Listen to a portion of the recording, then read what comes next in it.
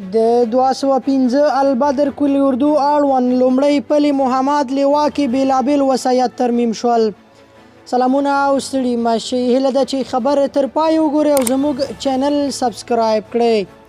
ورځو د خبر پر لور.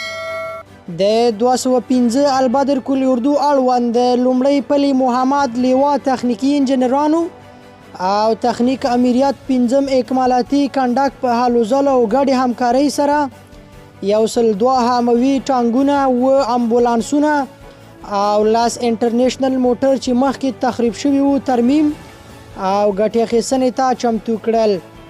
د لومړی پلي محمد لیوا مسؤلینو په خپلو خبرو کې وویل چې د یادو ترمیم کړل شویو وسایطو د خوندیتوب لپاره منظم پلان لري او د اړتیا په صورت کې به له یادو وسایطو څخه کار واخلي. هیره دې نه وي چې له دې وړاندې دفاع وزارت هم د تیر جمهوریت چورلکې حموي ټانګونه او همدارنګه بېلابېل وسایط ترمیم او ګټې اخیستنې ته سپارلي دي.